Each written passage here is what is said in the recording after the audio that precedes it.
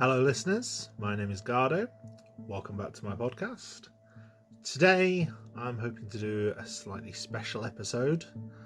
I want to talk about the Mass Effect series, a video game series produced by Bioware, which is about to see its original trilogy of games relaunched as the Mass Effect Legendary Edition, releasing on May 14th. So I would like to talk a little bit about why it's one of my favourite series in science fiction, what it means for me, and hopefully explore some of the story, the world building, etc., to explain why I recommend it so much to people.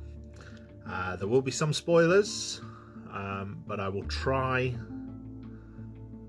not to spoil too much of the game. So please stick around as we explore the Mass Effect trilogy.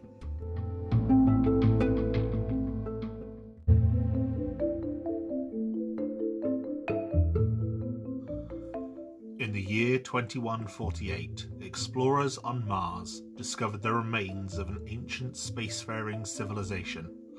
In the decades that followed, these mysterious artifacts revealed startling new technologies, enabling travel to the furthest stars. The basis for this incredible technology was a force that controlled the very fabric of space and time. They called it the greatest discovery in human history. The civilizations of the galaxy call it Mass Effect.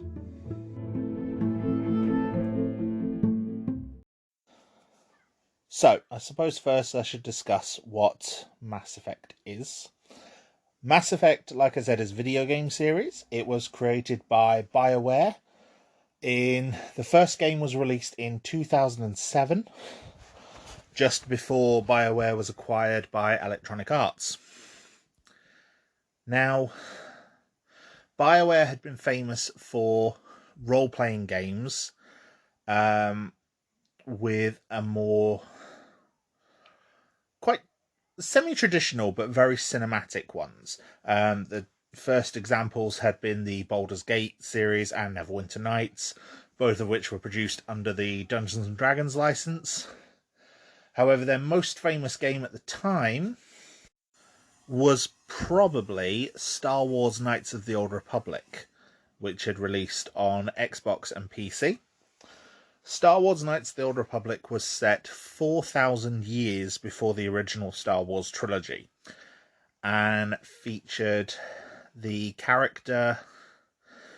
Well, the main character was a Republic soldier who later found out that they were a Jedi, being sent on a mission to reassemble a star map that had been sought years ago by the Sith Lord Darth Revan. Darth Revan's Sith Empire was currently waging a war against the Republic, but Revan himself had been believed killed several years before the game. It turned out, during a mid-game twist, that the player character was actually a brainwashed Revan being used by the Jedi to try and find the source of the Sith Empire's power and end them. During the course of the game, you could ally with either the light or dark side of the Force, which would change the ending of the game. You could solve a lot of the game's quests in a variety of ways. And generally, it was a very well-received, very beloved game. I'm a big fan of it. It featured a lot of very notable character work. Most characters were fully voiced. There were romance options, etc. It became a lot of things that soon became mainstays in role-playing games as a genre. But things that Bioware definitely used going forward. Knights of the Old Republic formed a blueprint for much of the development of the first Mass Effect, but Mass Effect was created by Bioware as a way of essentially creating their own intellectual property, rather than being forced to work within the constraints of license holders. Now,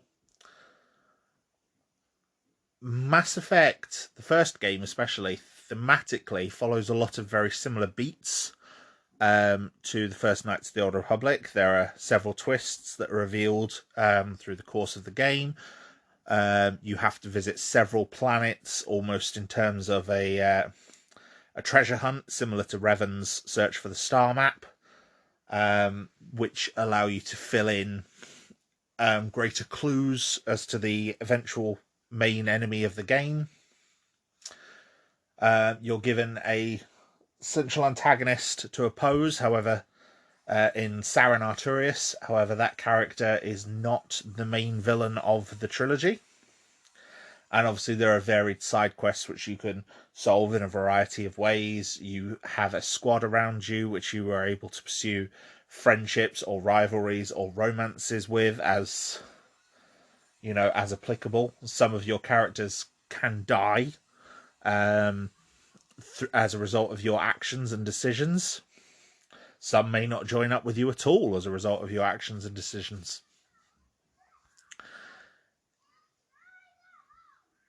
And all the characters are fully voiced, including the player character of Commander Shepard, who you could choose to be male or female, and in both versions was fully voiced. Every conversation path was fully voiced. There was a dialogue wheel at the bottom of the screen, which is something that I think Mass Effect was the first game to ever really use, but many other games outside of Bioware have since used something similar.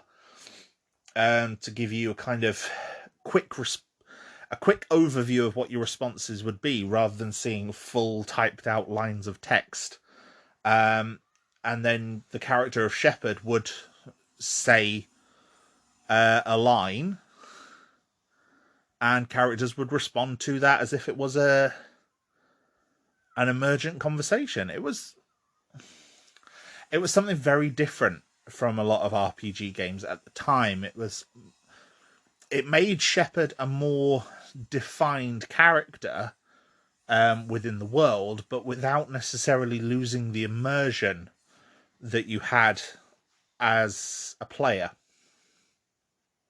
Personally, I'm a huge fan of it. I thought it was a very good way of doing it. As I said, Shepard has a defined character, but you are able to mould Shepard's history and in-game decisions to match what you wanted as your own form of roleplay. Now, the world of Mass Effect was a very interesting one. It's set in 2183, I believe the first game is set. Humanity has only been part of the galactic stage for, I think, 30 odd years. So First Contact is something that was within the lifetimes of many of the characters, and First Contact did not go well. It led to a First Contact war with one of the other races known as the Turians. The Turians are one of several races on the Council of the main governing body of space, which is located on the Citadel. The Citadel Council includes the oldest race in the galaxy, which are the Asari, all of which are female. They are a monogendered species, able to reproduce using almost asexual reproduction. However, they can incorporate traits from other species as well as other Asari. So it's asexual, but not, in a way. Now, the Asari are very long-lived. Each of them lives for roughly 1,000 years. As a result, they're quite slow, quite patient in how they do things, very measured, very deliberate. They were the first species to discover the Citadel and are one of the most revered species in the galaxy. The other species on the council is the Solarians. The Salarians are a very short-lived race. Maximum lifespan is roughly around 40 years. They look very much like the standard grey aliens. They have an almost amphibious look to them. And most Salarians you meet in the entire trilogy of games are male. It seems that males are much more dominant in their society than females. Many of them are scientists or spies. The Turians are an avian race, but with a kind of hard outer shell to them, is the best way to describe it. They roughly live about 150 years. Their culture is very Roman in a lot of senses. There's military service is something that is very much expected among Turian culture, and there is a service to the state element. The Turians are the most recent additions to the Citadel Council. For a long time it was just the Asari and the Salarians as the ruling body. Many other races exist on the Citadel, with or in the galaxy of Mass Effect. And yeah, the history stretches back millennia. So while Earth history, while Earth was sailing ships in the 15th century, the Asari were finding the Citadel and forming the early galactic government, and plenty of other things like that. It's very, very interesting, the work that they put in to explore this entire culture, or mix of cultures thousands of years ago. But it does lead to the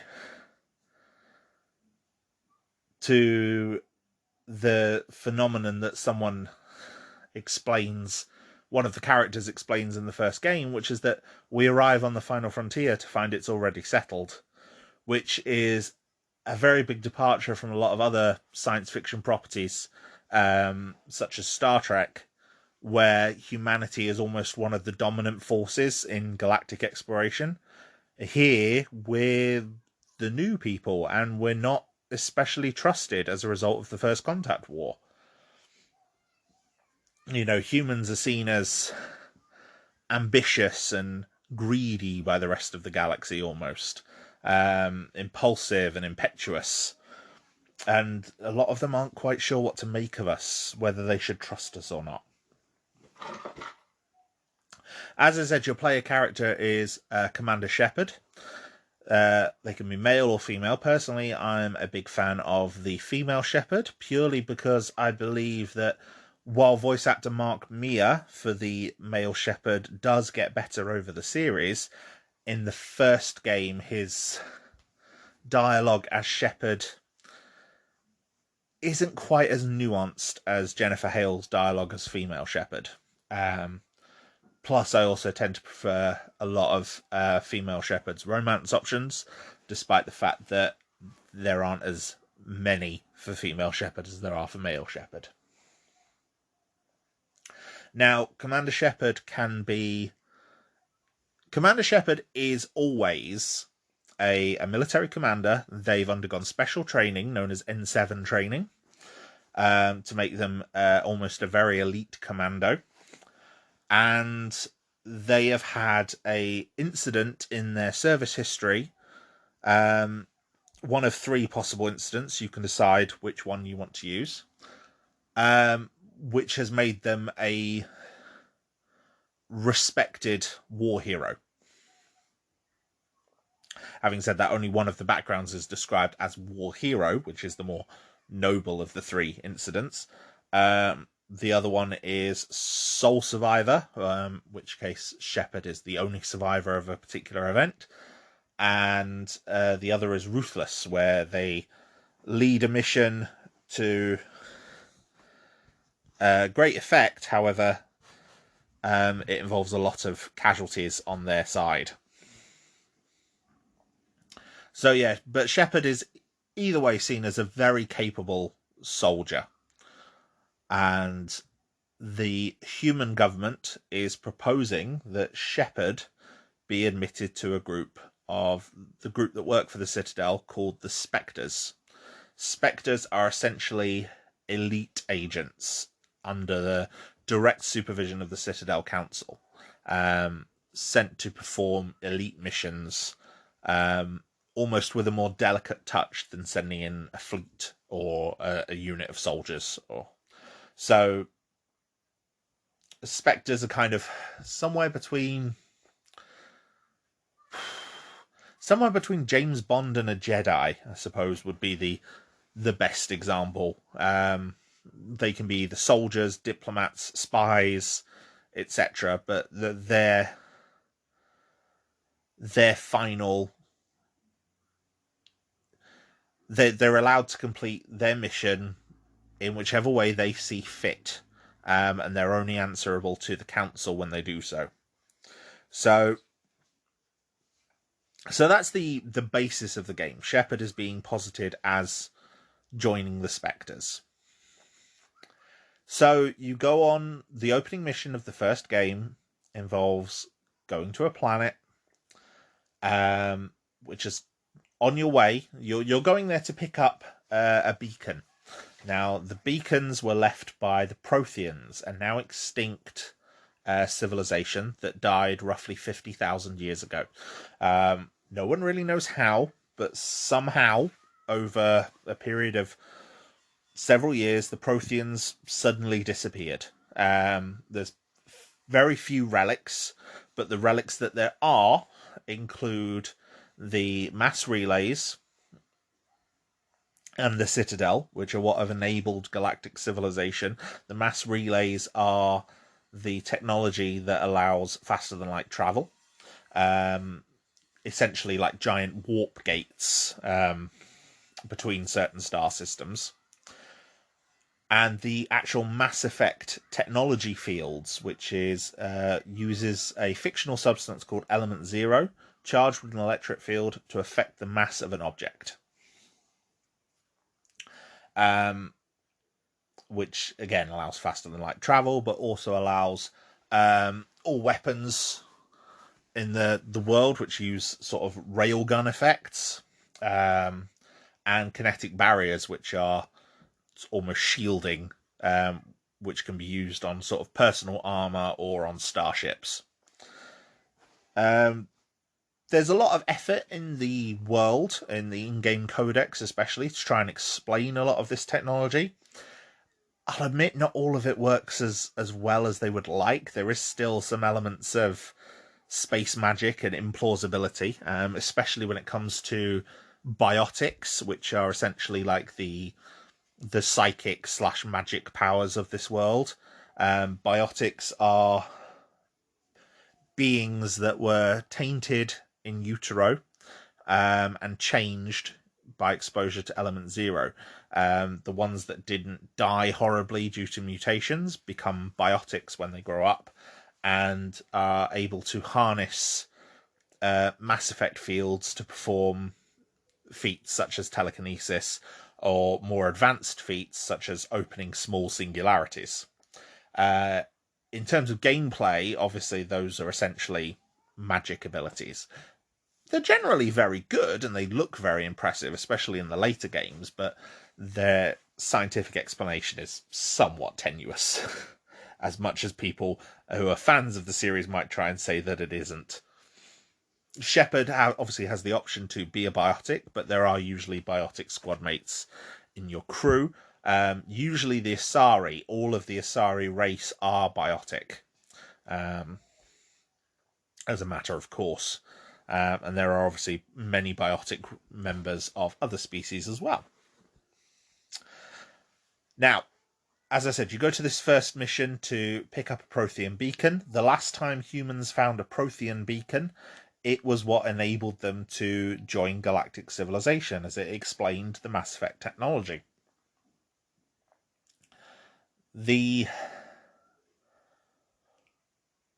As you arrive for the mission on Eden Prime, you learn that Eden Prime is actually under attack. You get there, you find it under attack by a race of synthetics called the Geth, and you learn during the course of the mission that the Geth are being led by a Turian Spectre known as Saren. So, when you finish the mission and return to the Citadel to explain that Saren has betrayed the Council and seemingly allied with the hostile race known as the Geth, you are instead... you try to explain this to the Council and are first of all disbelieved, so then you have to find proof. In finding proof, you slowly assemble your squad, other people who are investigating Saren for multiple reasons, or his associates for other reasons. And you eventually find a clip confirming that Saren is working with the Geth, and he is trying to bring back a race known as the Reapers. Now, at this point, you know nothing of the Reapers. However, the Geth apparently worship them as gods, almost machine gods from beyond the galaxy. And it's insinuated that they had something to do with the Prothean extinction. But that's all you know. You are then made Spectre and sent out into the galaxy to find more information on the Reapers. Especially because while on Eden Prime, before the beacon was destroyed, it imparted on both you and Saren a vision of what seems to be the Protheans being exterminated by machines, which you, as Shepard, believe to be the Reapers. So you believe that the Reapers returning will lead to another extinction similar to what was seen with the Protheans. And that is essentially the first few hours of setup for the first game. I say first few hours, it's about between 5 to 10 hours, depending on how many of the side quests you accomplish along the way while doing that main mission. And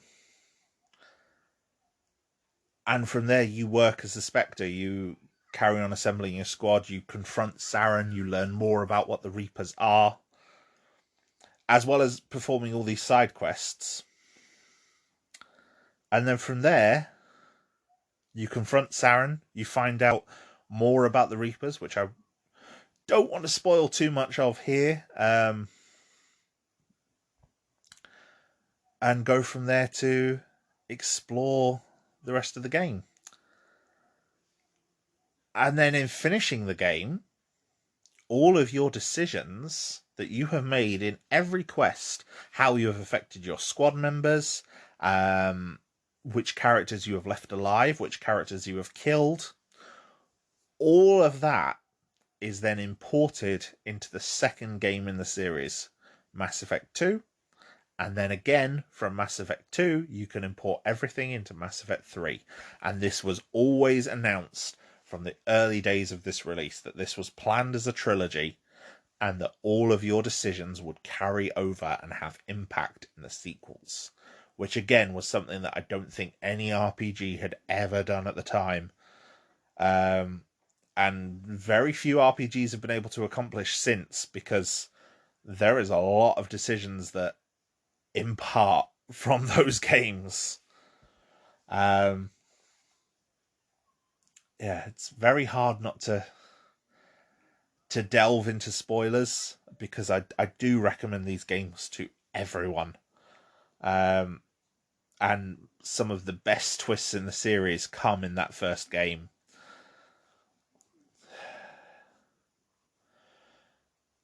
But yes, you confront Saren. You learn the truth about the Reapers and what they are, and what happened to the Protheans, and everything. And it's phenomenal. So, what can I talk about without delving into too many spoilers? I could talk about the gameplay. However, the gameplay of Mass Effect is... it's pretty standard for an RPG. It's somewhere between an RPG and an action game. As the series goes on, it evolves to more of a cover shooter. the gameplay is divided between conversations, exploration, and combat in a pretty even balance between the three. You'll explore worlds, you'll explore environments, you'll converse with everyone and explore their entire conversation paths, or you'll be in combat fighting enemies. But gameplay isn't one that I feel confident discussing and critiquing. I enjoy the gameplay of Mass Effect. It's serviceable enough. There's changes to the gameplay throughout the 3 core games. Some I think improve the series, some I think don't. But generally, it's pretty serviceable across the 3. No, so what I want to talk about instead is the world building. I've already alluded to Citadel Space, the Asari, the Solarians, the Turians, the Protheans, the Reapers. But there's a lot more in the game than that. So, the very first game introduces as part of its course about a dozen races, all of which are developed throughout the game. There's codex entries that you can access in game that provide a full history, but you can also explore a lot of history of these different races through dialogue. So, like I said, the Asari are one of the first major sentient races in the galaxy. They have their own, quite a long and storied history. They're all biotic. They are all blue-skinned, hairless, female. They're represented mainly on your crew by the character of Liara T'Soni, who becomes a companion and close ally of Shepard throughout the trilogy, including a squad mate in the first and third games. The Turians are probably the race you see the most apart from the Asari. There's a lot of Turian characters in the game, especially the first game, with Saren being Turian as well. There's many Turian supporting characters on different planets.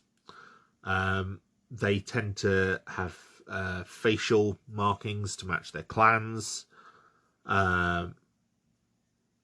The home world, Palaven, like I said, is very structured. They have devotion to sort of duty and service and honour and things like that. They're very, very interesting race. For example, one of the characters you meet in the first game, you're told is like a corporate spy. He's involved in like embezzlement. He's on the take. But then you find out he's Turian, and it's like, well, he wouldn't be on the take. He's Turian. It wouldn't match their culture for him to do that. The Solarians are probably the most underdeveloped of the 3 races. There are some major Solarian characters. You don't really get a Solarian squad mate until the second game. And even then, he is the only... He's one of the major Solarian characters across the trilogy. I'll talk more about the squad mates in a bit. Other races, there's the Human Systems Alliance, obviously, that, like I said, you're the new kids on the block. The First Contact War with the Turians has led to a lot of people across the galaxy, especially in Citadel Space, seeing you as dangerous, impulsive, impetuous. And yeah, the galaxy as a whole doesn't seem to know what to make of humans. We do see beyond the Systems Alliance, which is the main human government, we also see many human pirates, smugglers, etc. Other races, there's several races that are a part of the Citadel conglomeration of races. There's the Hanar, which are essentially all pink jellyfish. They speak about themselves in a very bizarre way, very third person way. They refer to themselves as this one and it. They have like a hidden name that they only use among themselves, as well as their face name that they reserve for the public. They tend to communicate in almost an ethereal voice, which is explained in the in-game codex as actually being the in-game translator translating their bioluminescence to explain what they're actually saying, which I thought was very, very cool. They're definitely one of the more interesting races in the first game, just from a purely visual perspective. And I think this is one of the first games where I'd seen that level of non-humanoid race as NPCs. I mean, even in Star Wars, Knights of the Old Republic, which had been done by Bioware, most of the races were humanoid. And yes, there were some, like the Hutts, that were not, but they were still things that we expected to see from Star Wars. They still had vaguely humanoid features, facial features, arms that we were expecting. The Hanar are very, very different to that. And you don't see a lot of those more bizarre character designs in a lot of sci-fi, especially in live action, because those things tend to be hampered by budget.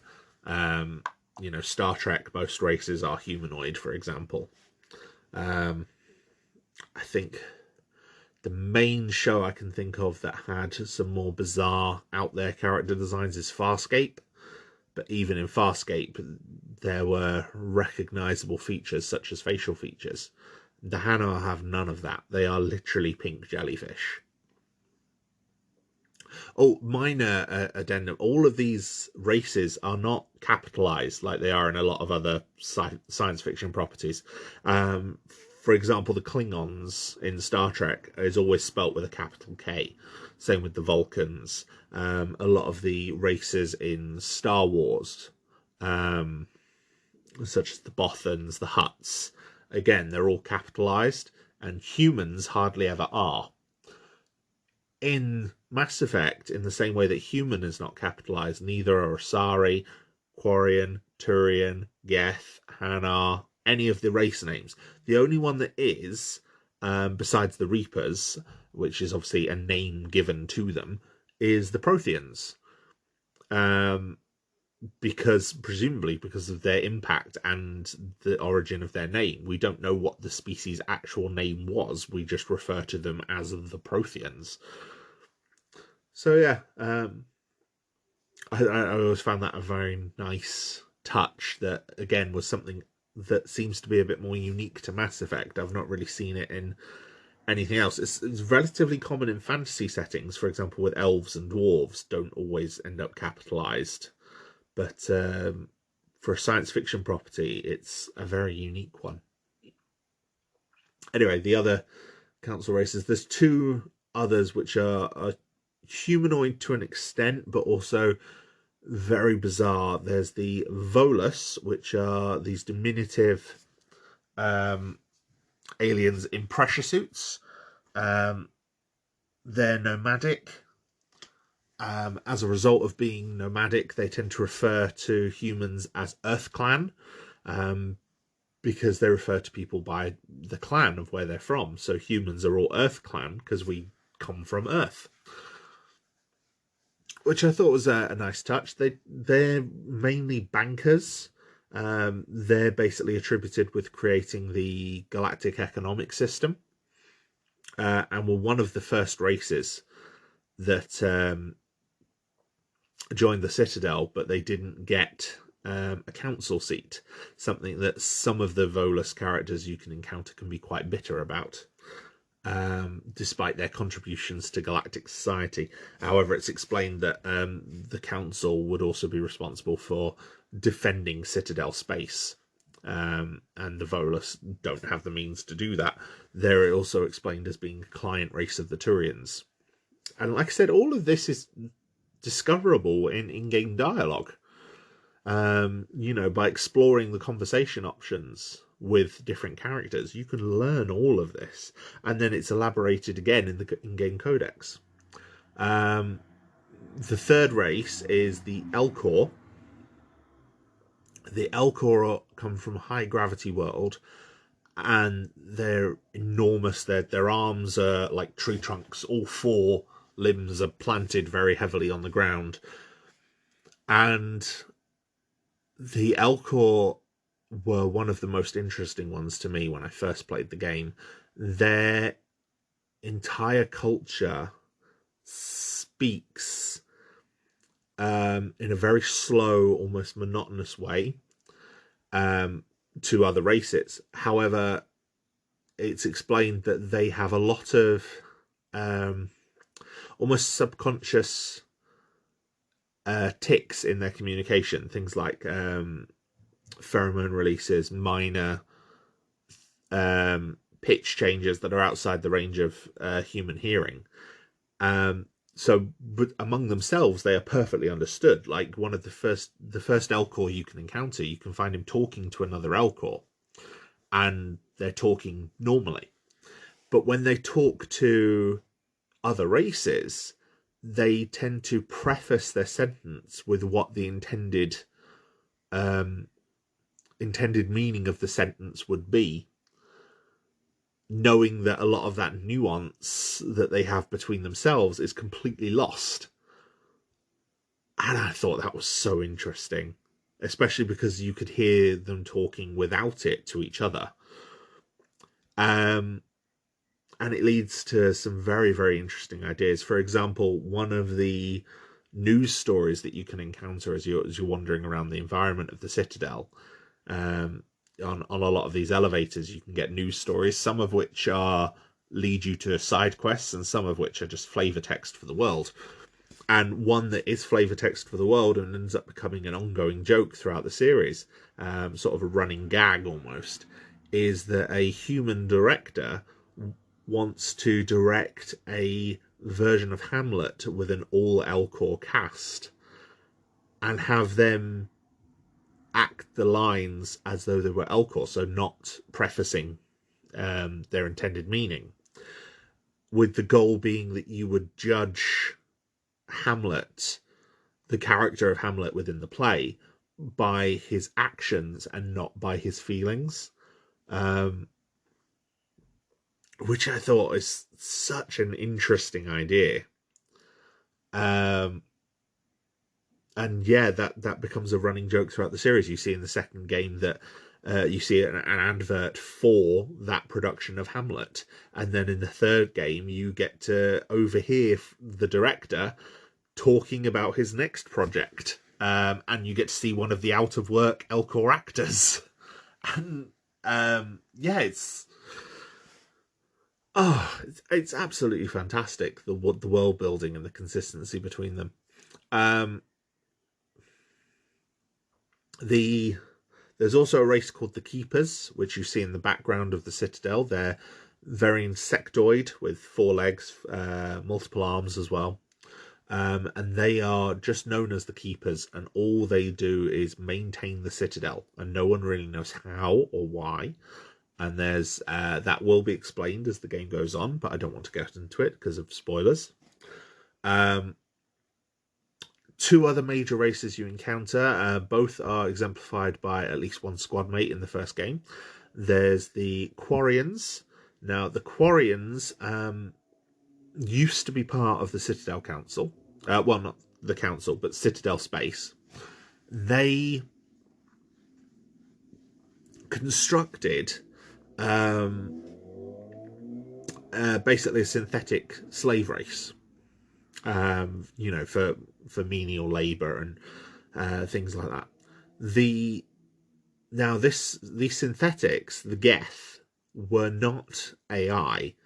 because AI research is illegal. However, the AI, the programs within the Geth are able to gain in intelligence when they're in a group, as they form something called consensus. What happened is the Geth, the more of them there were, the more intelligent they became, and they eventually rebelled against the Quarians. As a result, the Quarians were exiled from their homeworld of Rannoch. Their creation of the Geth also meant that they were exiled from Citadel space, and their entire race now lives on a fleet called the Migrant Fleet. And obviously all the issues that would entail, for example, restricted birth rates due to a lack of resources, things like that. And one of the key traits of this as well is that their immune systems are shot because they've been living in sterile ship environments for so long that their actual immune systems are severely weakened to the point that they need special suits to exist outside of the fleet. And as we learn in later games, even on the fleet in some cases.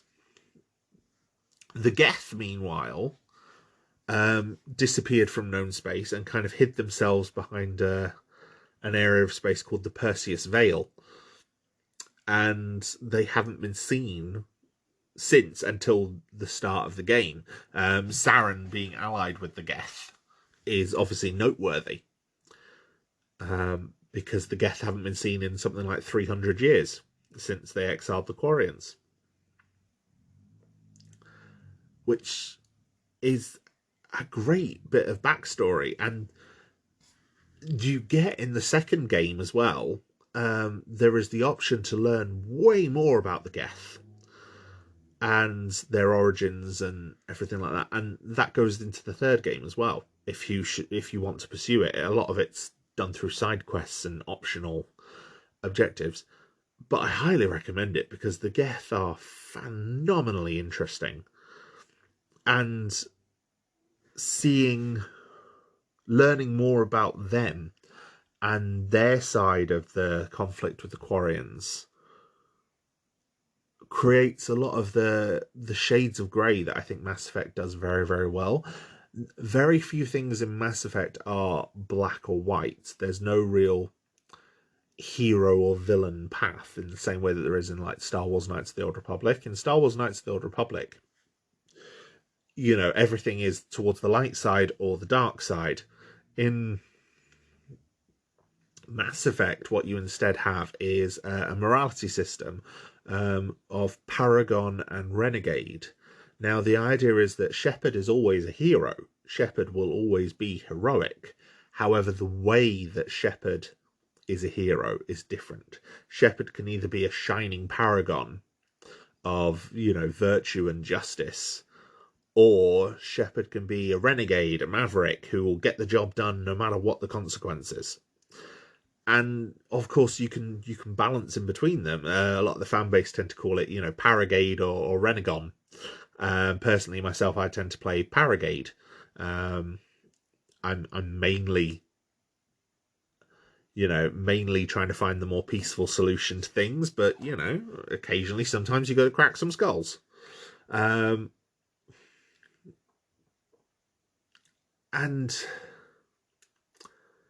it's a very interesting take because it means that there is no real right or wrong way of solving a lot of the problems. And that's something that carries throughout the series. There'll be times where you have to choose solutions to big galaxy spanning problems, and there is no right or wrong solution.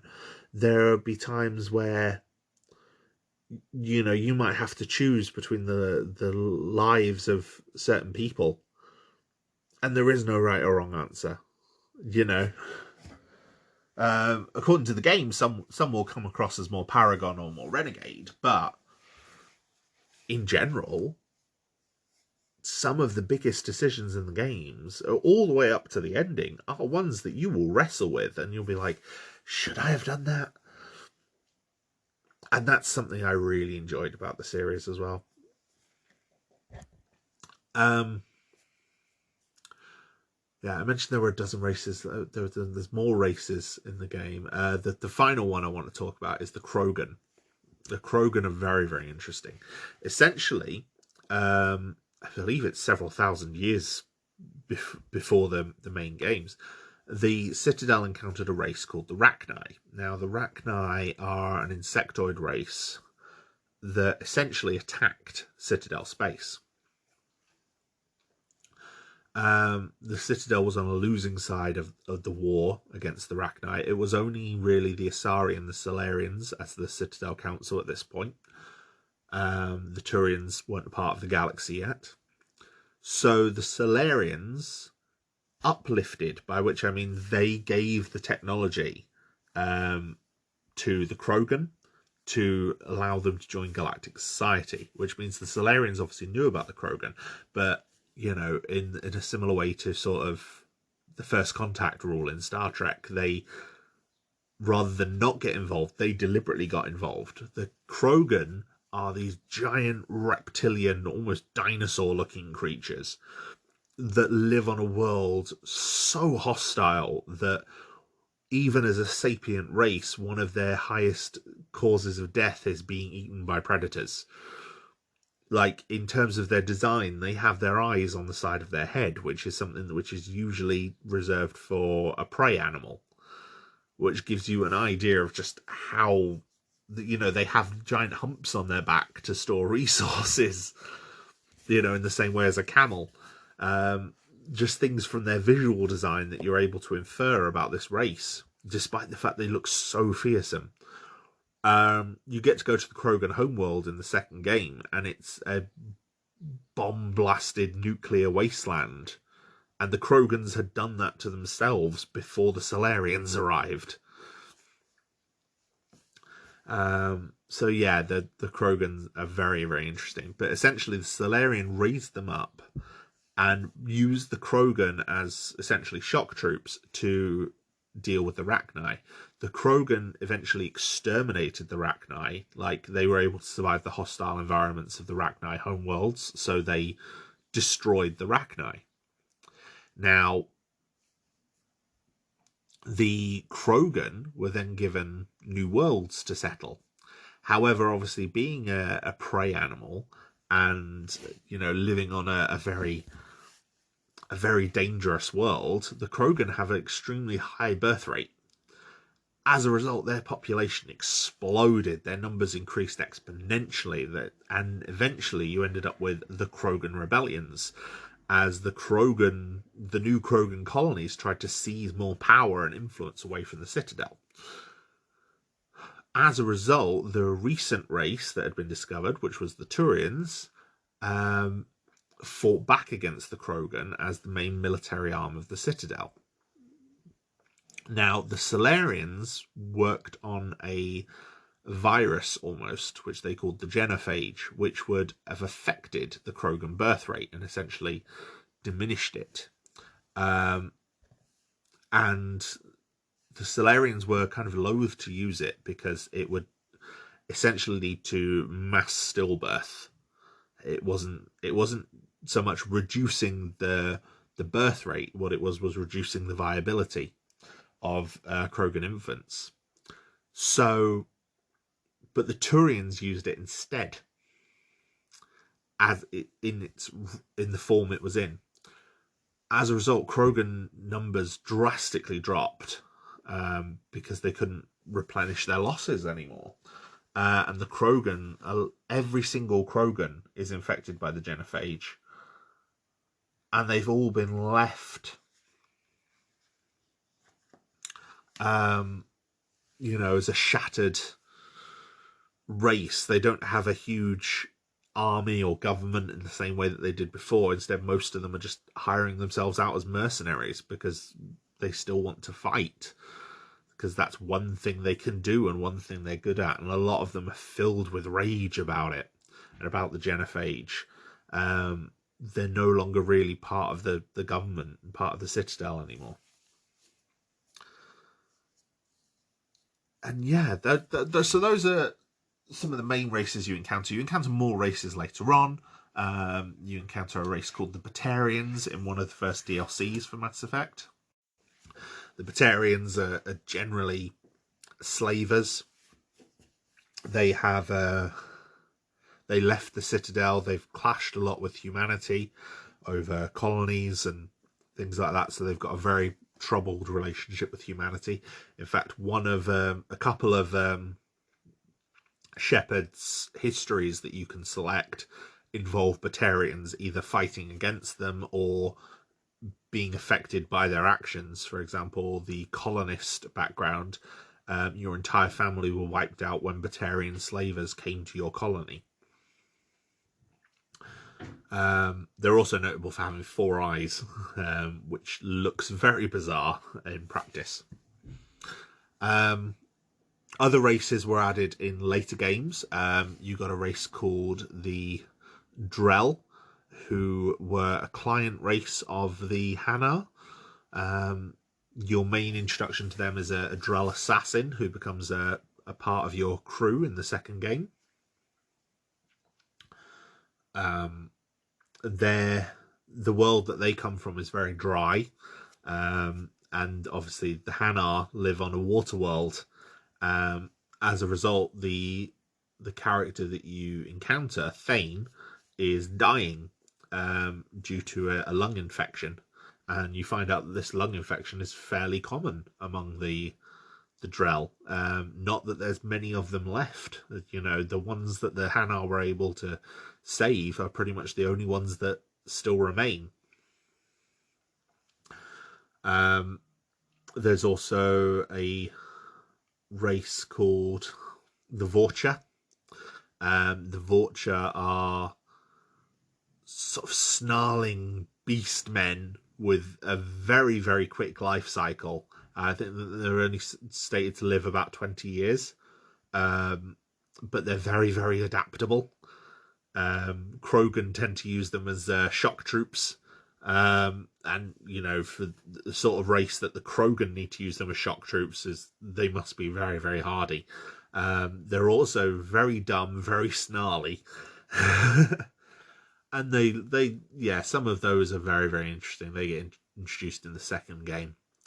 No real races are introduced in the third game. However, a lot of the previous conflicts sort of come to a head with different races, and you start to see more of the genders of different races for the first time. For example, we don't see any female Turians until the third game, specifically one of the third game's DLCs. Where we get given a female Turian character.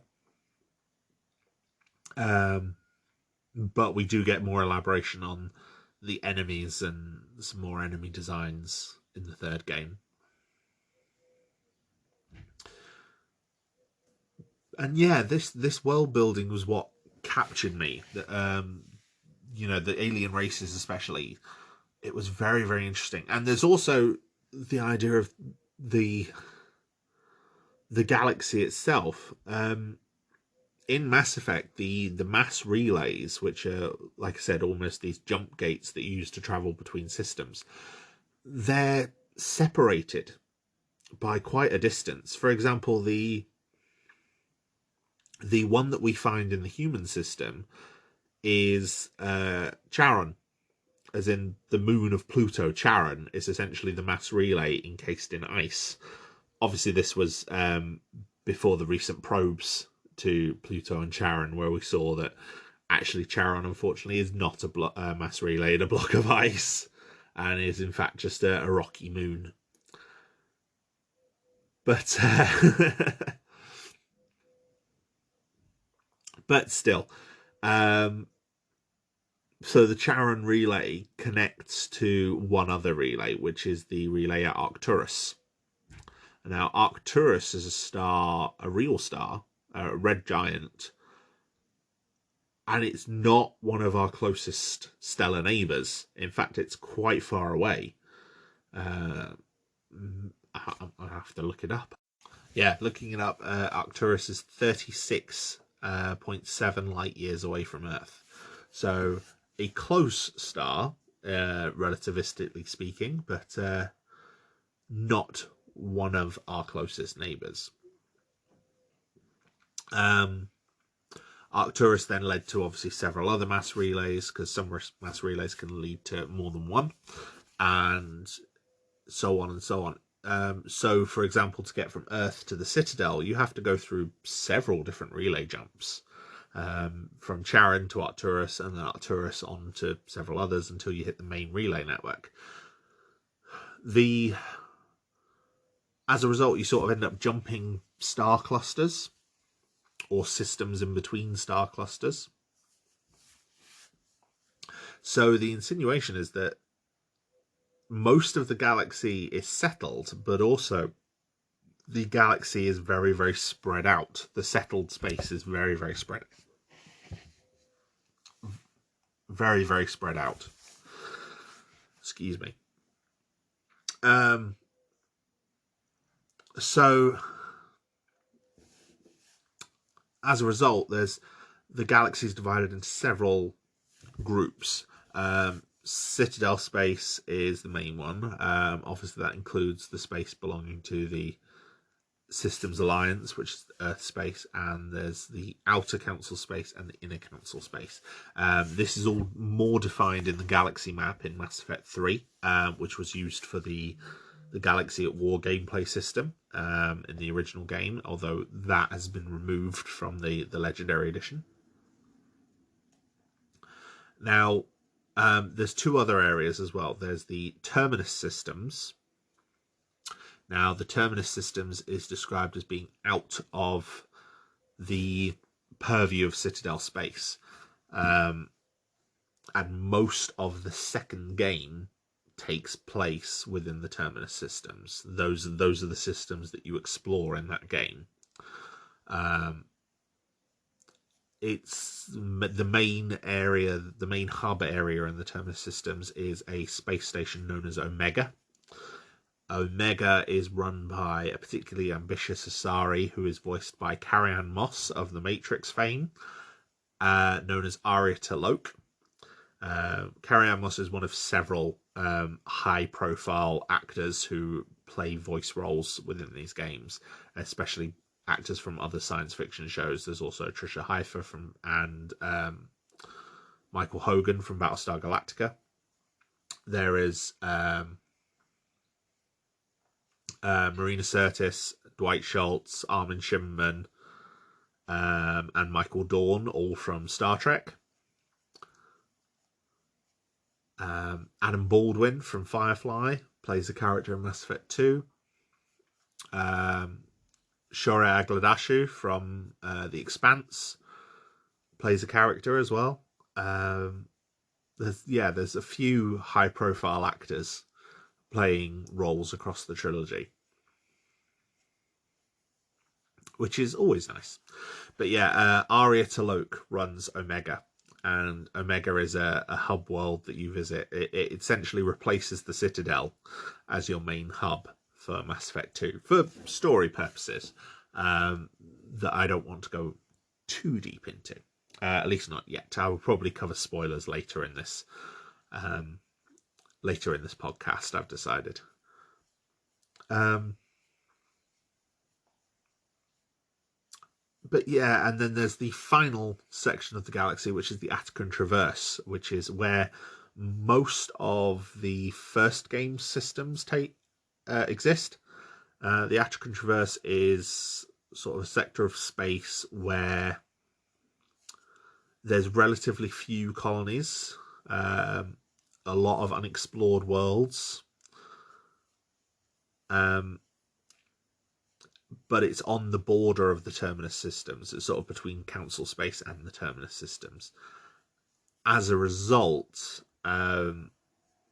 Citadel jurisdiction is light because the Citadel is always trying to avoid war with the Terminus systems. And one of the main races involved in the Traverse area is the Batarians and humans. So you tend to clash. Humans are settling the Traverse sort of against the advice of the Citadel.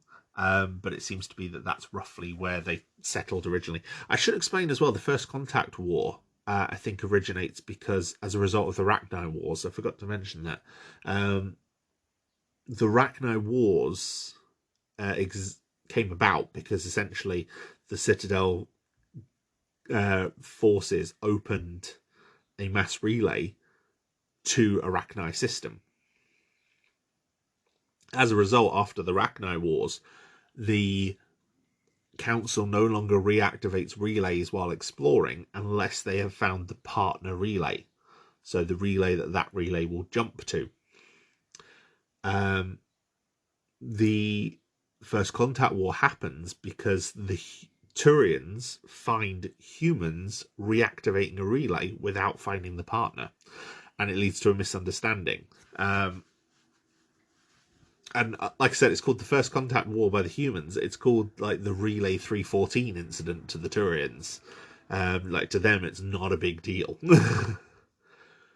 But yeah, it's a very influential event in the recent history of especially the first game.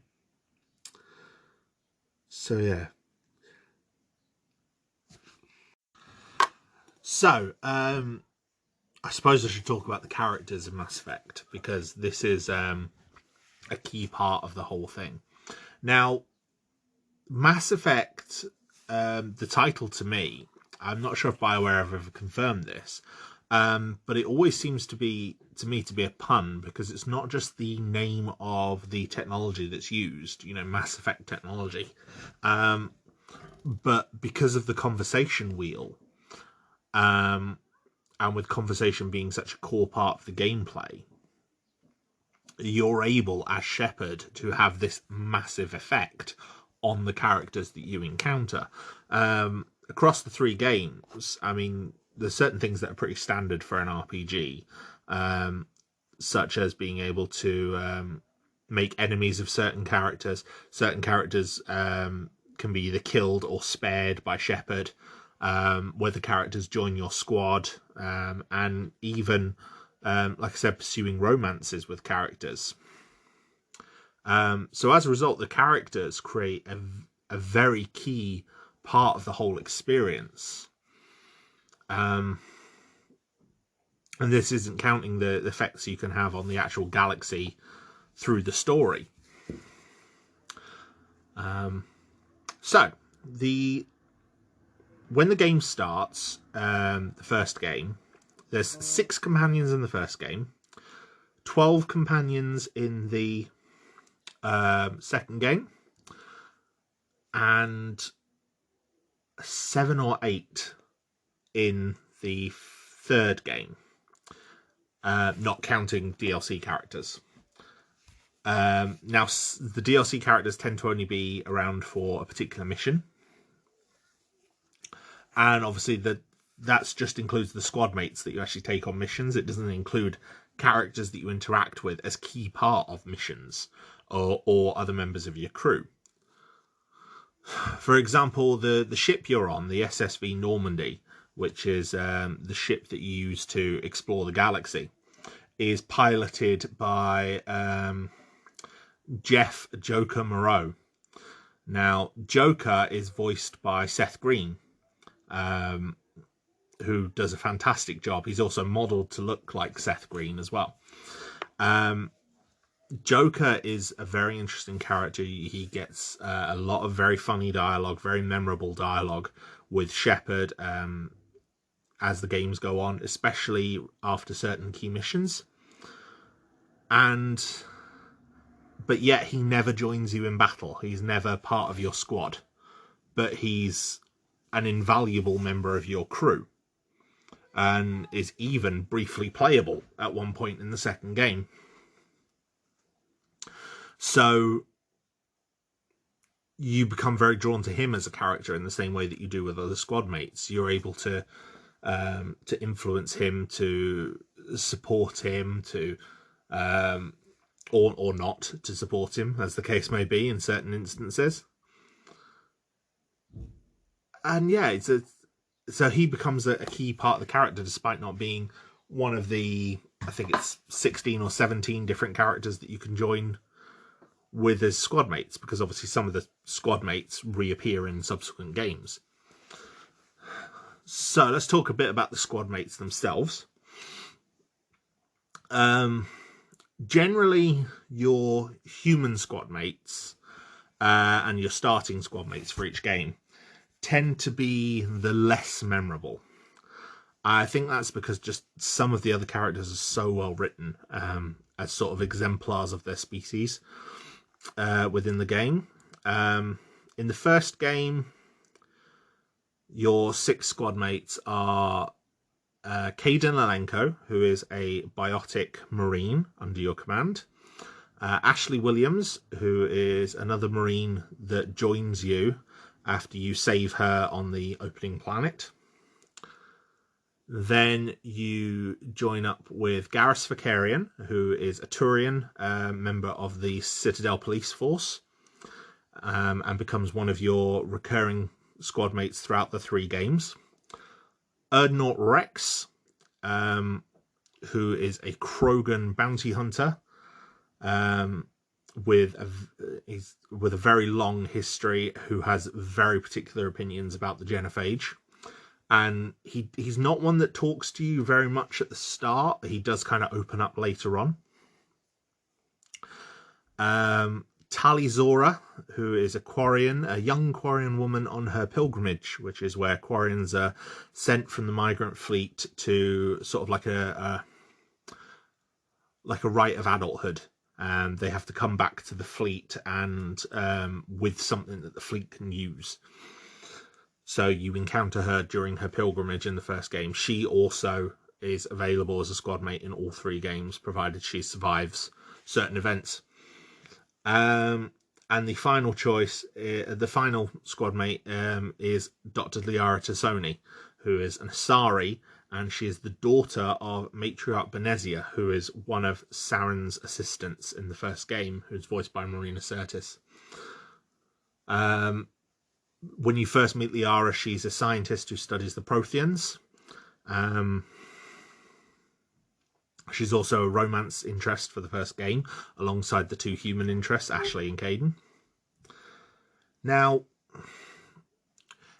the squad mates in that first game as well, also to me, felt like they had a lot in common with some of the squad mates that you encounter in the first Knights of the Old Republic.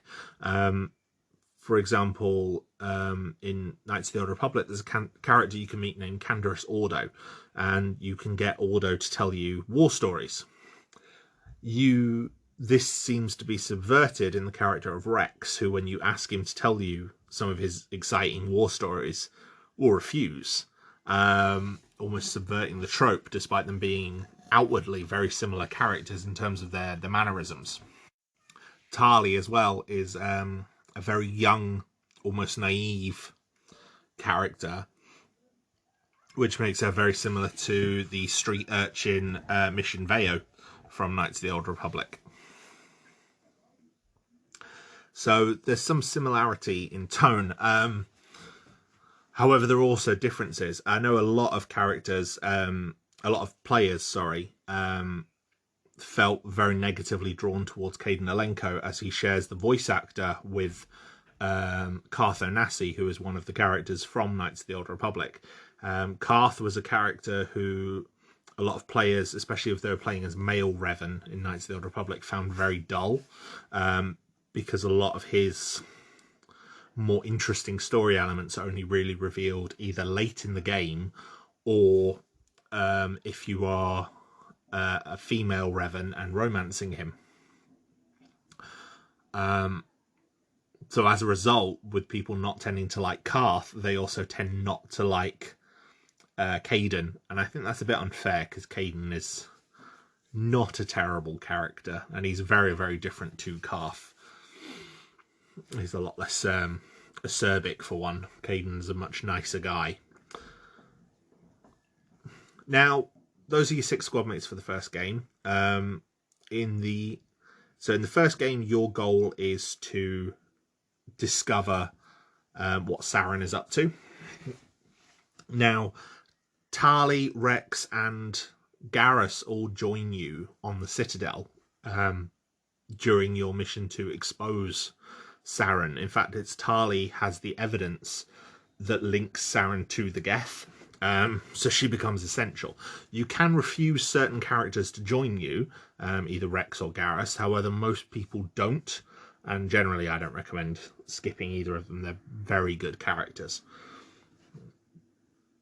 You are then tasked with finding Liara, because obviously with her being Benezia's daughter and discovering Benezia's link to Saren, you hope that she might give you an insight. Liara's biotic abilities also, and her natural abilities as Ansari, allow her to help Shepard understand the vision that they've received from the Prothean beacon, which also leads to the two characters getting closer and learning more about the Protheans and the Reapers.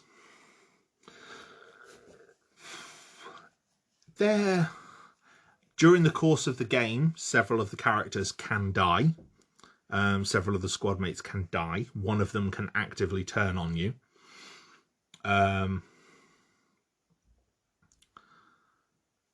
But after the first game, Shepard is left in a position where, the mission is done. And into the second game, there is a break. And as a result of events in the second game, which I won't spoil here, but I will spoil perhaps later in this podcast, Shepard ends up under the purview of Cerberus. Cerberus is led by a character named the Elusive Man. They are an offshoot of the Systems Alliance, and as a sort of a human-centric group. And unfortunately, with modern politics, it's even more believable than ever to see a group like this existing in a science fiction setting. The leader, the Elusive Man, is very charming, very charismatic. He's voiced by Martin Sheen, notably of The West Wing. And he does a stupendous job as Elusive Man. He's a very, very interesting character. You encounter Cerberus's agents in certain side quests in the first game, and they're described as sort of a rogue Black Ops unit.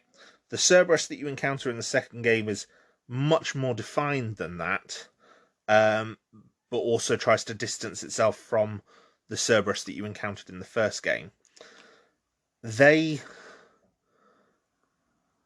Shepard joins Cerberus because essentially Shepard's warnings about the Reapers have been forgotten. And so, so Cerberus gives you a ship, gives you a squad, sends you out to on the mission to stop the Reapers, but more importantly, they send you on a mission which becomes the core of Mass Effect 2, which is to stop the abduction of human colonies by a race known as the Collectors. Now, with this, you're tasked with 2 Cerberus operatives as your first crew. There is Miranda Lawson, who is described as genetically perfect. She's played by Yvonne Strahovski, and she's got quite a dark backstory, but is also used as a lot of the series' sex appeal, especially in the original release. So a lot of those kind of more problematic views of the character have been taken out, specifically camera angles focusing on her arse. Now, and you're also assigned Jacob Taylor, who was a former Alliance soldier who appeared in a spin-off game before the release of Mass Effect 2, as one of your assistants as well. You're then tasked with building a team to fight the Reapers, to fight the Collectors, sorry. Firstly, you get the Solarian character, Morden Solus. He turns out to be a scientist who is involved in... He's done some work on the genophage in the past. He's a very skilled genetic manipulator, and he is part of the crew. He's there to give you a scientific way of stopping the collectors and stopping you from being vulnerable to them. You are asked to find a vigilante on Omega known as Archangel, who is revealed to be Garrus, having gone down sort of a dark path without Shepard's influence. You are tasked with finding a very powerful biotic prisoner known as Subject Zero, and later given the name Jack. She is absolutely fantastic. She does suffer a little bit from the same problem that Karth did, which is that if you're not romancing her as a male Shepard, some of her character development does just stop if you're playing as female Shepard, which is a shame because she is one of my favourite characters in the series and her backstory is incredible. But as I tend to play female Shepard, I don't tend to experience a whole lot of it. There's also a tank-bred Krogan designed to combat the genophage, known as Grunt. Grunt is a very, very interesting character. He becomes almost like a surrogate son to Shepard, is the best way of describing it. He's young, impulsive, very funny. Has some amazing lines. You find that half of the team in the first half of the game. There's 2 DLC characters as well, called both human and both more interesting than Miranda or Jacob. One is Zaid Masani. He is voiced by Robin Sachs, who played the villain in Galaxy Quest. He does a brilliant job in the role. He's got a very distinctive voice as the character. He's a former mercenary and bounty hunter who was left for dead after being shot in the head and is out for revenge, and provided you meet his needs, he will join you. The other is a spy known as Kasumi Goto. Kasumi is able to turn invisible and strike from the shadows. She's described as the best thief in the galaxy. Very, very cool character.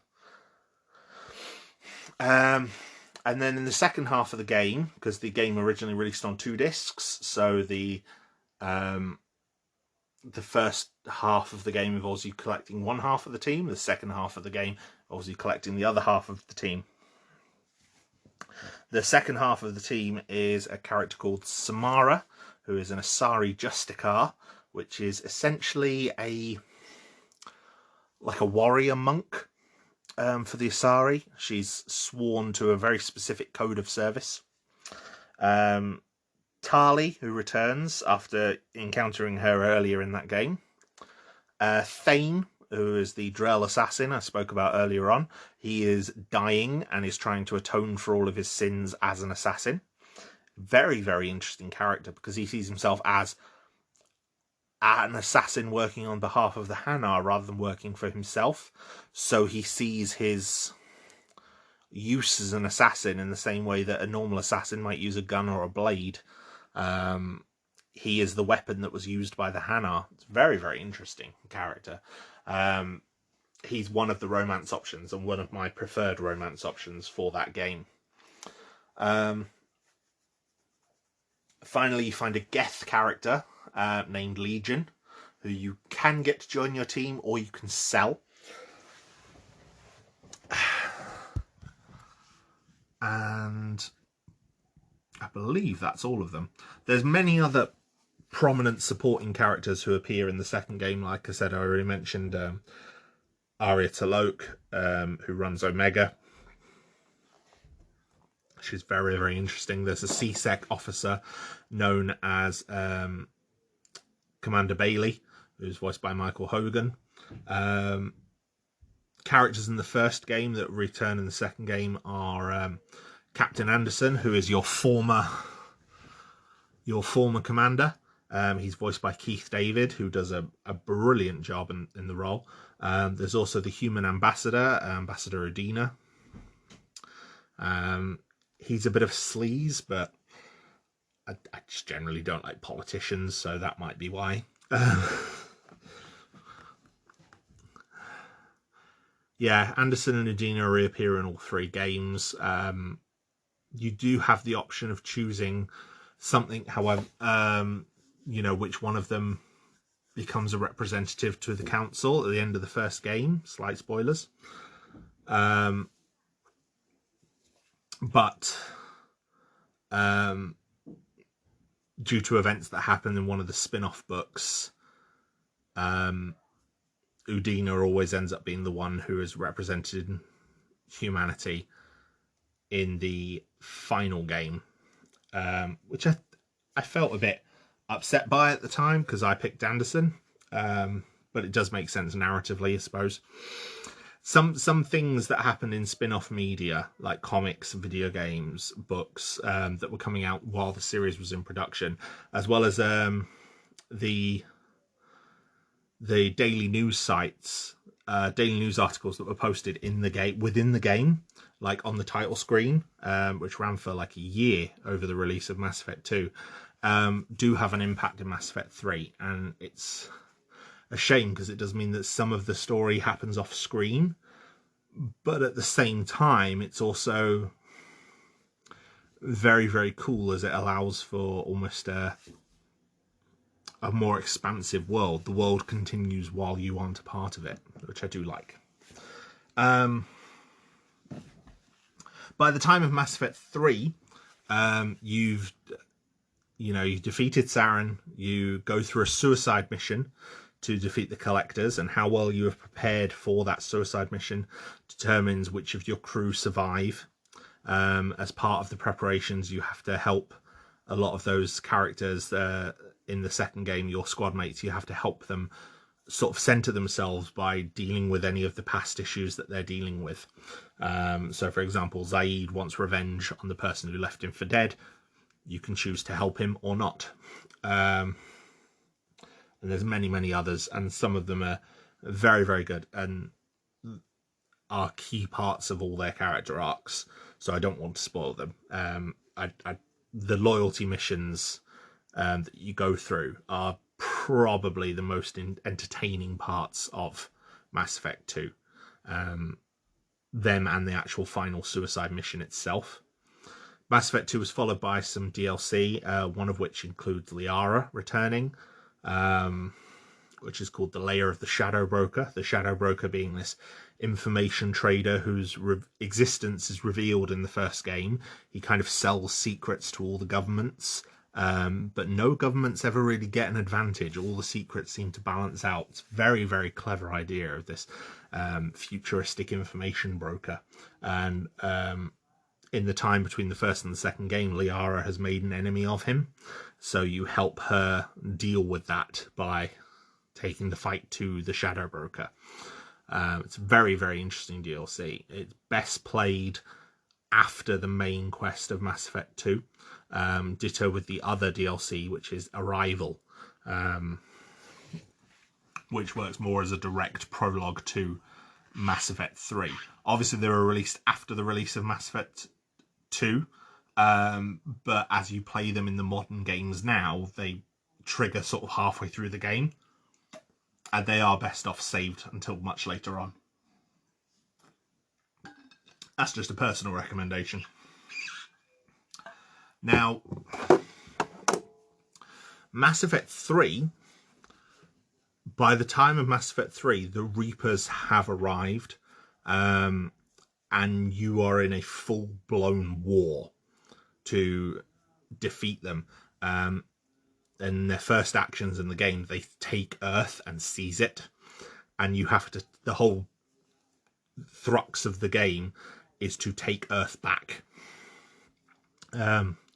So throughout Mass Effect 3, you are trying to gather allies from the other races in the galaxy, both in the Citadel and the Terminus systems. You help characters like Aria retake Omega, because she's lost it in the time between the two games. You battle Cerberus, who have become a secondary antagonist. It's very, very interesting. There was a multiplayer mode that was thrown into the Mass Effect 3 when it was made, um, which served as part of the Galaxy at War system. The multiplayer mode was fantastic.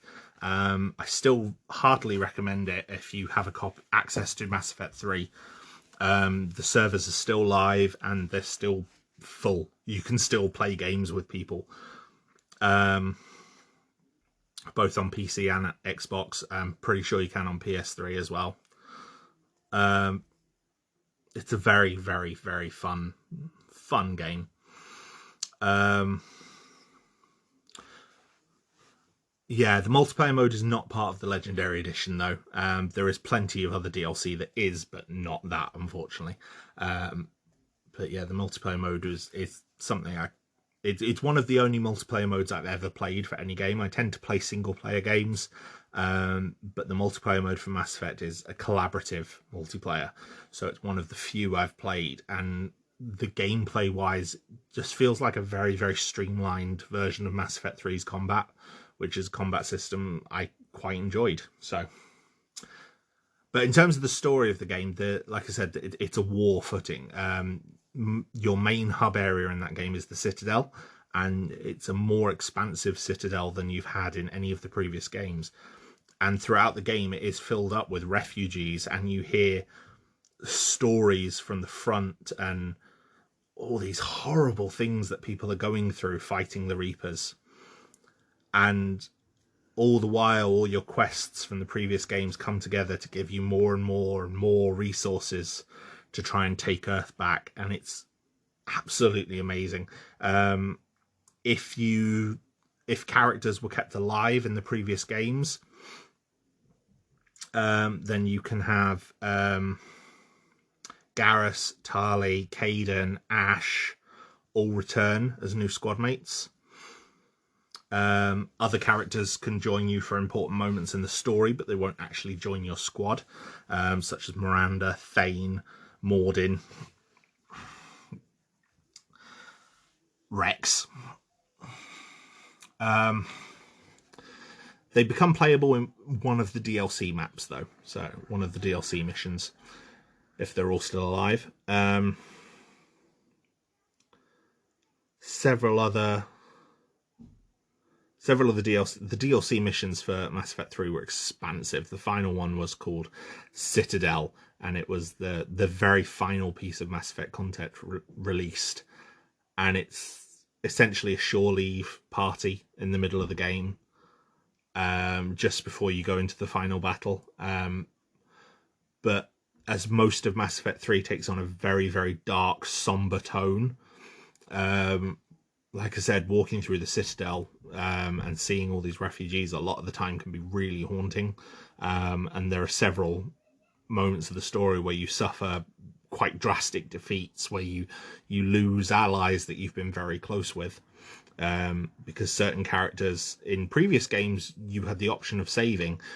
Certain characters in Mass Effect 3 will die regardless, and it can be quite affecting to the player.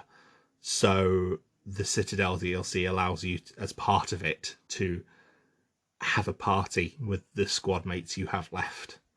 And if you've got a lot of those squad mates from previous, there's a ton of fan service, so many references, so many jokes. It's absolutely amazing. Because these are characters that you've bonded with. Other characters in the squad in Mass Effect 3 include James Vega, who is a tough Marine soldier who became friends with between Mass Effect 2 and 3. He's sort of like the new player introduction character. As a result, a lot of fans don't seem to like him. I really enjoy him. He's voiced by Freddie Prinze Jr., who is clearly having a lot of fun in the role. There's a couple of secret characters I don't really want to spoil. One of which comes from a DLC, which was contentious at the time it was released, but is a great addition in the Legendary Edition because he will be there from the start. Like I said, Liara returns because she's going to return anyway. There's no way she can die in the previous games, so she returns for this one.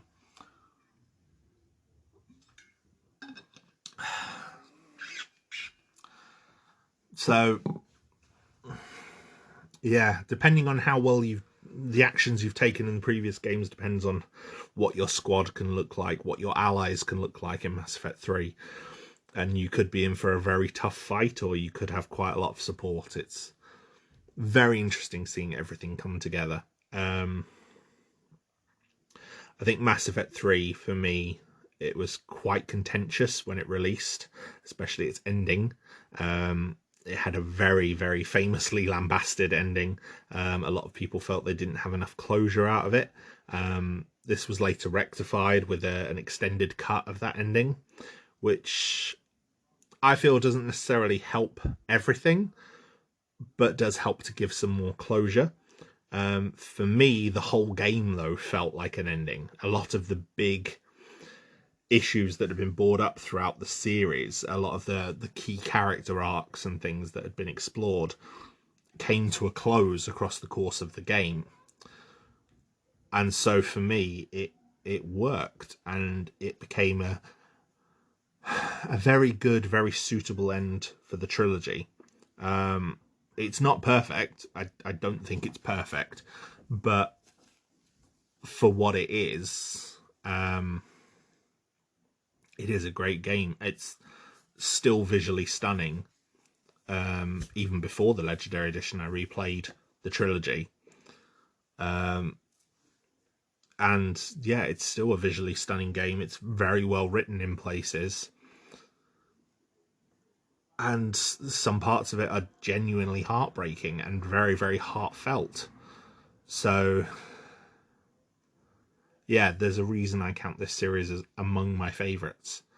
You know, this series does make me cry. You know, it stirs emotion with me. There are certain phrases I associate with this game, and they will bring back powerful emotional memories.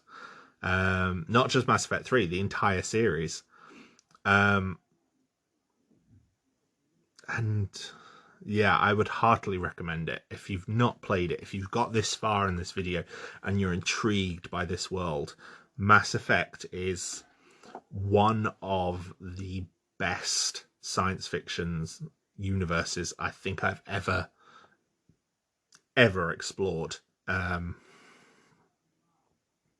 it has just an amazing story at the core of it to help. Even if you're not necessarily a gamer, there, you know, with the Legendary Edition being released now, people will be playing this game on YouTube, on Twitch. Go and watch someone play it. And with the amount of decisions and options there are in the game, there's still things you can discover years afterwards.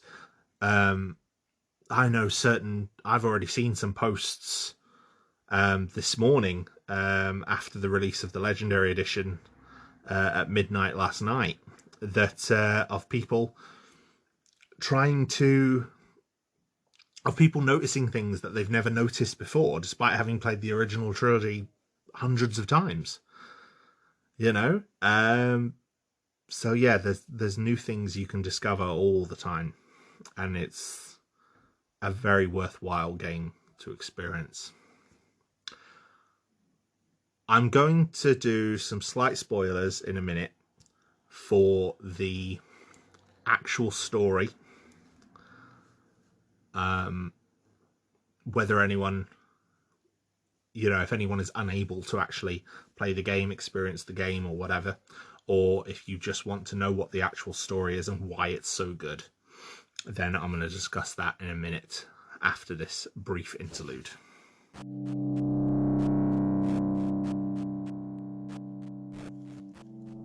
Rudimentary creatures of blood and flesh, you touch my mind, fumbling in ignorance, incapable of understanding.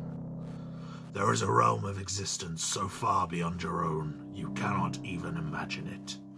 Organic life is nothing but a genetic mutation, an accident. Your lives are measured in years and decades. You wither and die, We are eternal, the pinnacle of evolution and existence. Before us, you are nothing. Your extinction is inevitable. We are the end of everything. Organic civilizations rise, evolve, advance, and at the apex of their glory, they are extinguished. We impose order on the chaos of organic life. You exist because we allow it, and you will end because we demand it. We have no beginning, we have no end. We are infinite. Millions of years after your civilization has been eradicated and forgotten, we will endure. We are legion. The time of our return is coming. Our numbers will darken the sky of every world. You cannot escape your doom. So I've already outlined the introductory plot for Mass Effect 1. As I said, two of the best twists in the entire story of the game come within that first game. The entire trilogy come within that first game. Now, the first is during a mission to Saren's base world, Vermeer. You end up seeing an interface for his ship, Sovereign. Now, his ship is this large dreadnought of a ship. It's very imposing and of an unusual design. In interacting with this interface, you learn that this ship is alive. The Reapers that Saren is talking about, that Saren wants to bring back, are large ships like Sovereign. Sovereign is the only one in the galaxy. The rest of them are outside of the galaxy. Sovereign describes himself as the vanguard of our destruction. In fact, that speech I just recited comes from Sovereign's dialogue during this scene. It's incredible. It's terrifying. The realization that Sovereign is something so big and so vast and beyond us is absolutely mad and terrifying in the moment. We then learn, after finally tracking Saren down to a hidden and lost world known as Ilos, through some other twists and shenanigans, that there is a Prothean VI on this planet. This entire planet is an old Prothean world that was destroyed from orbit. We get there, we fight the Geth, we chase Saren, and we learn from this AI known as Vigil that the Protheans did not build the mass relays or the Citadel. The mass relays and the Citadel were found by the Protheans, and that they were in fact created by the Reapers. The Reapers created the Citadel, and the Citadel itself is a giant mass relay. The Reapers arrived through it and destroyed the Prothean Empire. They took it down over the course of centuries. The systematic extermination of all life within the Prothean Empire. And we learn as well that this isn't the first time it's happened. It's happened before. This is a cycle that has been repeating for millions of years as civilizations rise and are then exterminated by the Reapers. And it's terrifying. We learn that the Reapers are coming back. It can't be stopped.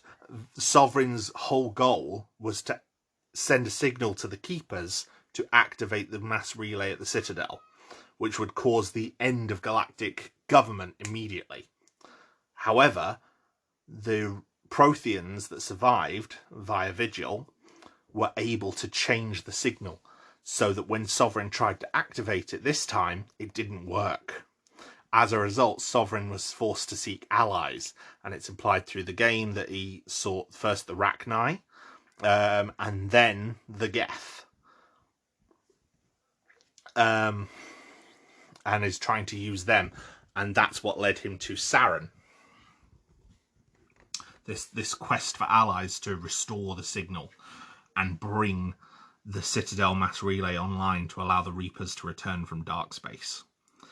Now, we end up taking a back door into the Citadel, which is currently locked down by Saren's forces who have arrived there, using something called the Conduit. The Conduit turns out to be a mass relay statue which is placed on the Citadel, which we notice from the very early part of the game. When you first arrive on the Citadel, you can notice it. It's very distinctive, and your characters can actually comment on it. Caden, for example, says that it sounds like it's humming. Other characters question, why the Protheans made such a unique art piece. But yeah, it turns out it's a miniature mass relay, allowing you to transport from Ilos immediately to the Citadel, which you do. You confront Saren, you confront Sovereign. The human fleet led by the Normandy comes in to help. You have the option of sacrificing some of the human fleet to save the Citadel Council, or allowing the Citadel Council to be destroyed. That's not the only choice you've had to make. While you were on Vermeer, you discovered that Saren was also working on a cure for the genophage, which can possibly lead to you having to kill Rex if you can't talk him down to help you. And during the battle on Vermeer, you will have to leave either Ashley or Caden behind to die, because they end up split and you can only save one of them. So yeah, the choice to save the Citadel Council is not the first big choice you've had to make recently in the game. So you choose whether to save them and sacrifice some of the human fleet to do so, or whether you keep your human fleet to strike at Sovereign. Either way, Sovereign's destroyed, Saren is killed, and in the aftermath, humanity is given a place on the Citadel Council, and you get to choose either Anderson or Adina as your representative, either with the new council or the old, depending on whether you saved them or not. At the start of Mass Effect 2, Shepard is sent out to fight Geth. The Normandy is attacked by the Collectors and destroyed, and Shepard is killed.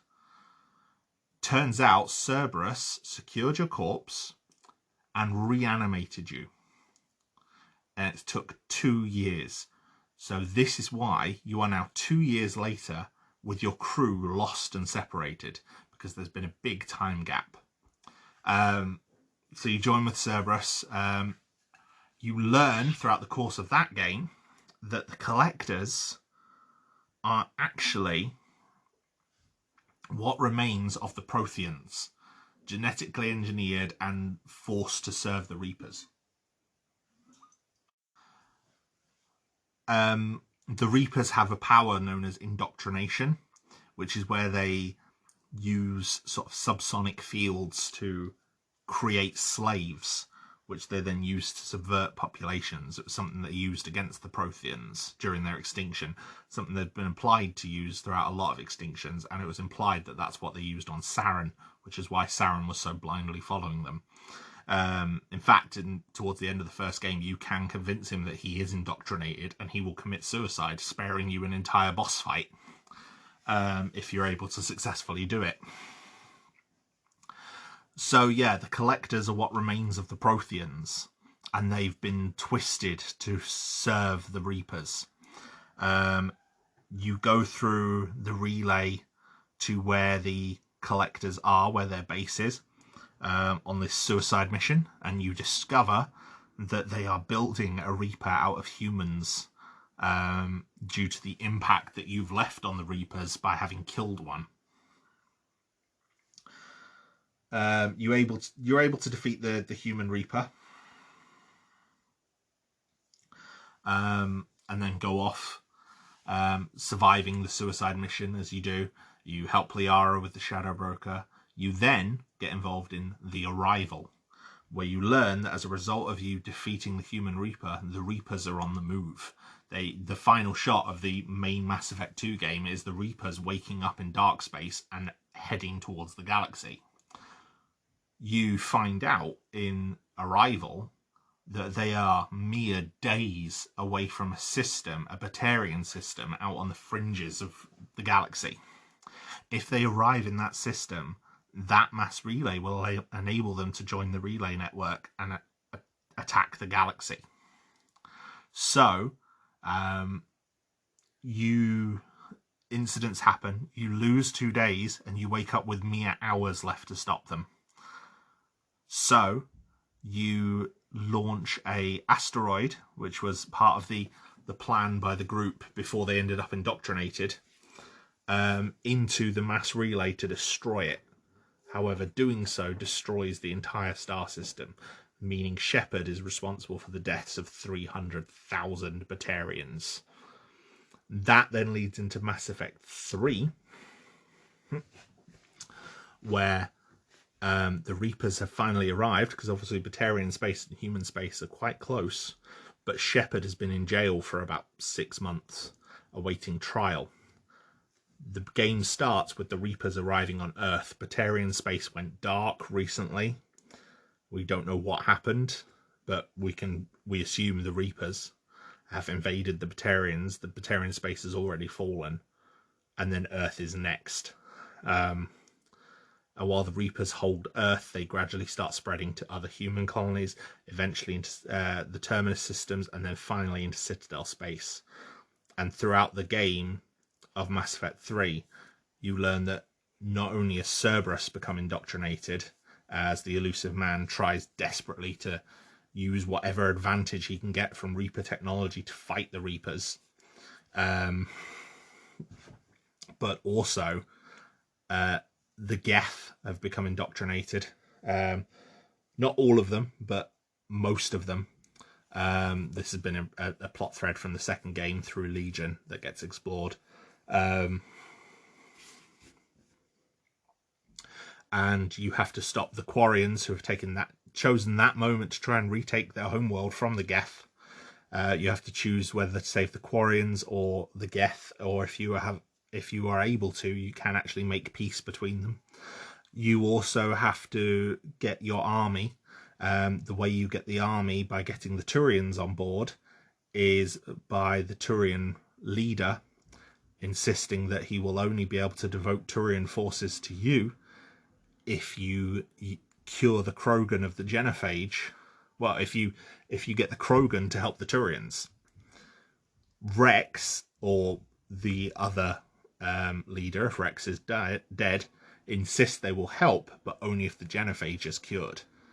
So using Mordin if he's alive, or other Solarians if they're not, because there are stand-in characters for all the others if they are dead.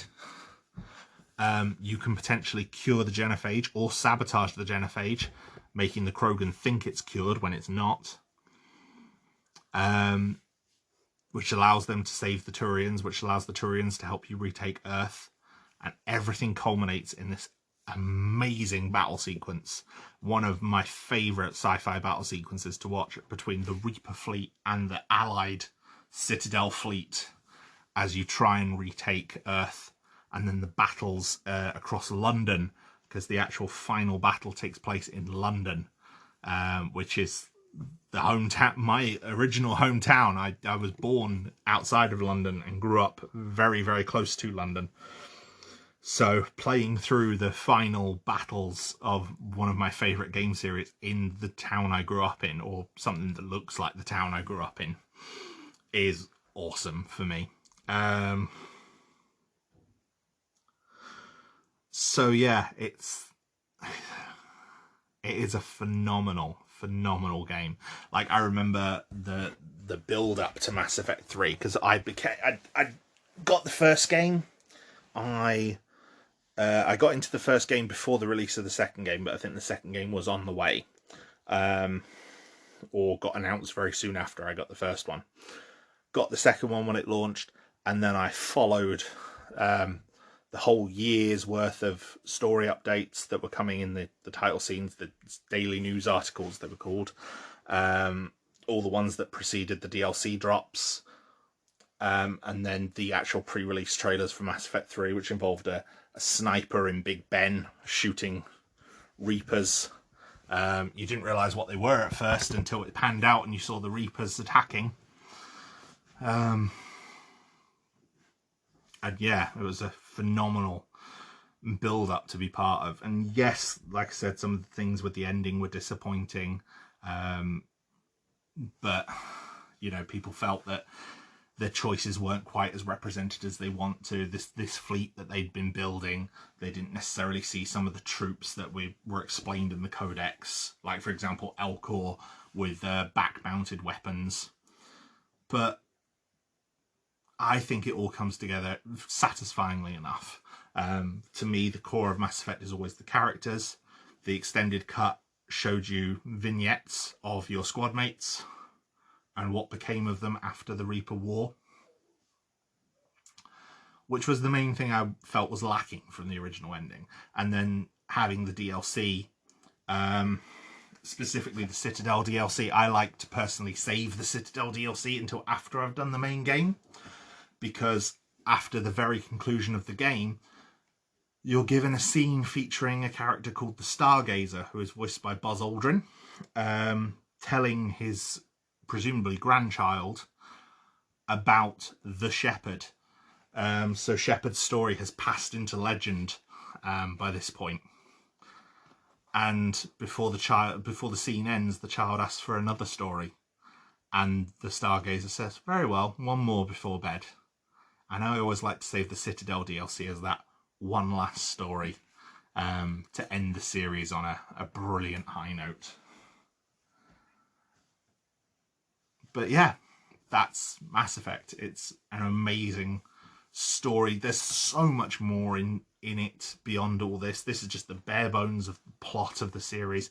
Some of the scenes border on nightmare fuel. Some of them are just crowning moments of awesome. Some are heartrending. Some of the choices you have to make can be agonizing. But yes, even beyond those main choices, the nuance of the character arcs, like I said, the loyalty missions. Do you help Thane reconnect with his estranged son? Do you encourage Miranda to talk to her long lost sister? Do you, are you able to successfully defend Tali from being exiled from the migrant fleet? Do you help Garrus get revenge on the person who betrayed him? Or do you try and convince Garrus that there's a different way of solving the problem? All sorts of things like that. And even some of the DLC missions, for example, there's a DLC mission called Overlord. The actual DLC is pretty weak. It's just a standard side mission against synthetic enemies. But the final conversation of that DLC, you learn that a man, a very severely autistic man, has been used and plugged into a computer by his brother. His brother, who is a scientist who should be looking after him, and has instead taken advantage of him and done something horrible and beyond words to his younger brother, his vulnerable brother. And, while he's plugged into this computer, all that David, the young man, can say is, please make it stop. It's heartrending. And you can't, I don't see any way anyone could justify keeping David in that situation, although it is one of the options. But yeah, a moment like that final conversation makes what is a relatively substandard DLC become amazing, just because of how powerful that reveal and that moment is. And so yeah, that's Mass Effect. That is what it is. It's incredible, and it's got some incredible storytelling, incredible characters, and I heartily recommend it.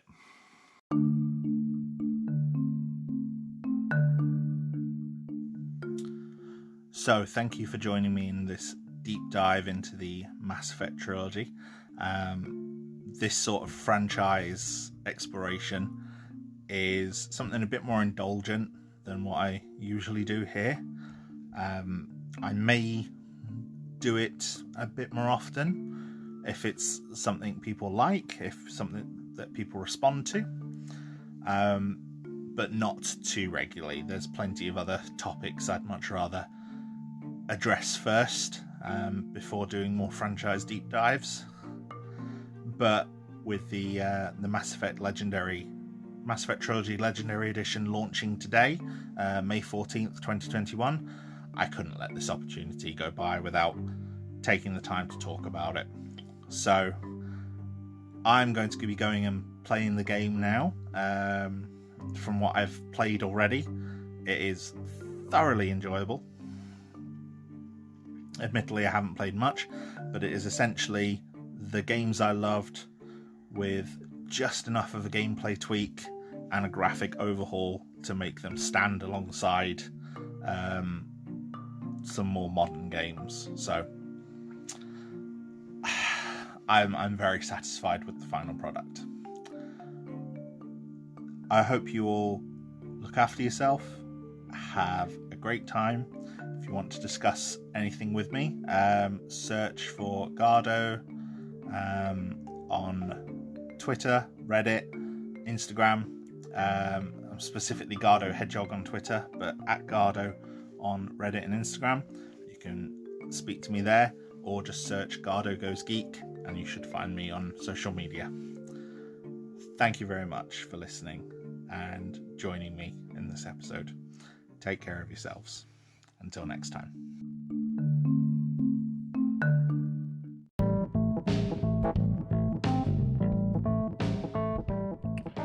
Thank you, my friends, for once again joining me on Garhdo Goes Geek.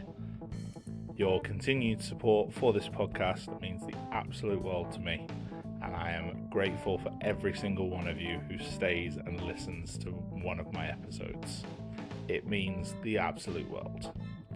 Now, if you would like to engage more with me or the podcast, we have a Discord community, small but growing, and we now have commissions open on Ko-Fi.